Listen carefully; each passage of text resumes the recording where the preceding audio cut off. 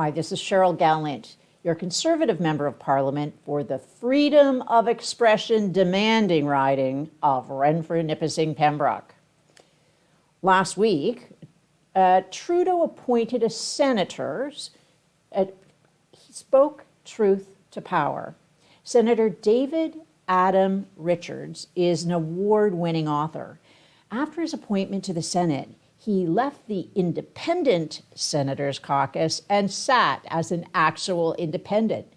As an author and artist, he has some harsh words for the Trudeau Liberals' Online Streaming Censorship Act. He compared the Liberal approach to the Nazis and the Soviet systems of thought control. It was a powerful speech, and some people noticed. One of those people was internationally acclaimed writer Margaret Atwood. She sent a tweet with a link to the senator's speech with a comment, "Needs a listen." One, the idea of any hierarchical political deciding what a man or woman are allowed to write to fit a prescribed national agenda is a horrid thing. I'm wondering if anyone on the staff of our Minister of Heritage understands this. In Germany, it was called the Ministry of National Enlightenment, and every radio was run by Joseph Goebbels. Complete ideological manipulation in the name of national purity. No decree by the CRTC could in any way tell us what Canadian content should or should not be, or who should be allowed to bob their heads up out of the new murkiness we have created. Like Orwell's proclamation, the very bill suggests a platform that decrees all animals are equal, but some animals are more equal than others. And Bill C-11 certainly spells out who they... Mrs. Atwood is probably most famous for her book, The Handmaid's Tale. The book has been adapted into a popular television series. The plot of both the book and the movie are about a fictional alternative world where religious conservative men control women and use them as baby-making slaves. This has made Mrs. Atwood something of a progressive icon. So it must have been alarming to the Laurentian elite when she came out against the Liberals' plans to tax and censor the internet. For anyone who has followed any of my speeches on this issue, the idea that a Canadian author might not be on board with Trudeau's plan to regulate the internet is not a shock at all. Just as with the issue of guns, the Liberals invented a fake problem which they tried to address with real legislation. The Liberals claim this bill is about helping Canadian artists, which begs the obvious question, why is the government helping some artists and ignoring other artists? The Liberals aren't proposing a National Book Act. There are no plans to regulate painting, yet Canadian authors such as Margaret Atwood and Senator Richards have been forced to compete with American authors such as Stephen King. If the Liberals tried to pass a law like C-11 for authors or painters, the threat of freedom of speech would be so obvious, no one would accept it. Whether it's a book or a painting or a video, fundamentally, they are all works of expression. As the Supreme Court has ruled, anything which expresses meaning is a form of expression. So how can the Liberals, NDP, and Bloc get away with regulating video and music in a way they never regulate books and paintings? The answer is money. This is all it's ever been about. Cold, hard cash. Right now, at this very minute, companies such as Disney, Netflix, and Amazon Prime are spending millions of dollars in Canada producing movies and television shows. Thanks to the boom in streaming, more Canadians are employed making movies, television, and videos than ever before. The problem with the Liberals have with all these jobs is that they and their allies don't control them anymore. It's hard to be a gatekeeper when the internet blows up your fence. In the era before streaming, if you wanted to watch an American broadcast television show, you had to watch it with Canadian commercials. CTV, Globals, and CBC would buy the rights to the show, and they would air the show at the same time as the Americans would. Then the cable monopoly companies, operating under the orders from the CRTC, would substitute the original American broadcast with the Canadian broadcast. The only differences were the commercials. The US broadcasters didn't have to sell their shows to the Canadian networks, but they made more money when they did. With the rise of streaming, these companies didn't need to rely on a Canadian-owned middleman. They could sell their product directly to Canadians. This means the Canadian broadcasters could no longer purchase popular American shows and wrap them in Canadian ads. On the production side, the Canadian broadcasters all paid into the Canada Media Fund. That was part of the deal they got when they were each granted a monopoly on a portion of the broadcasting spectrum. The Canada Media Fund then hands out money to favored productions and producers. That's what this is all about, controlling the flow of money.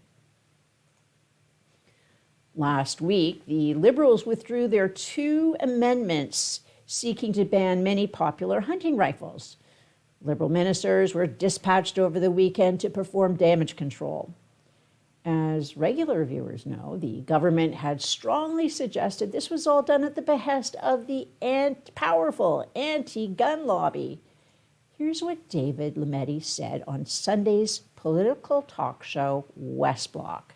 Quote, "We heard a number of important voices in the community, particularly Polly Souvignon, who wanted a definition, an evergreen definition, and so we tried it.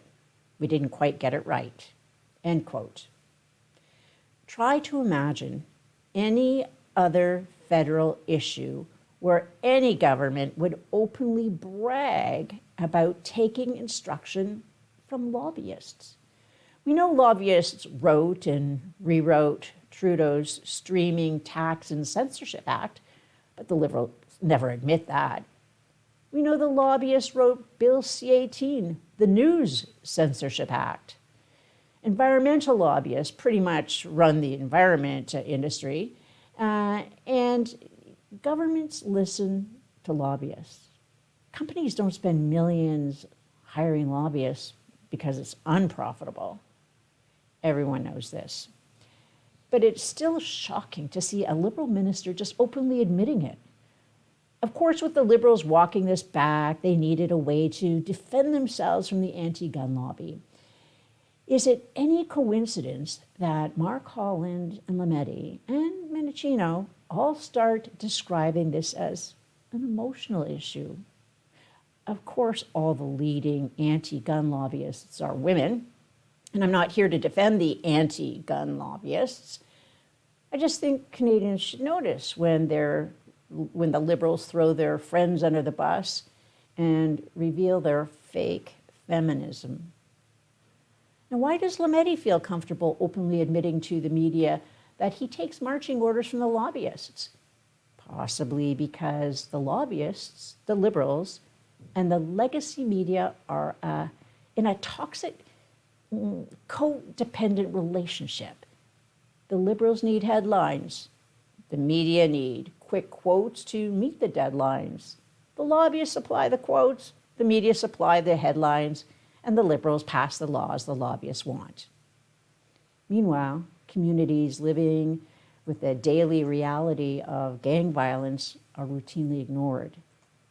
It is those very communities which suffer the most when the Liberals make it easier for repeat violent offenders to skip bail.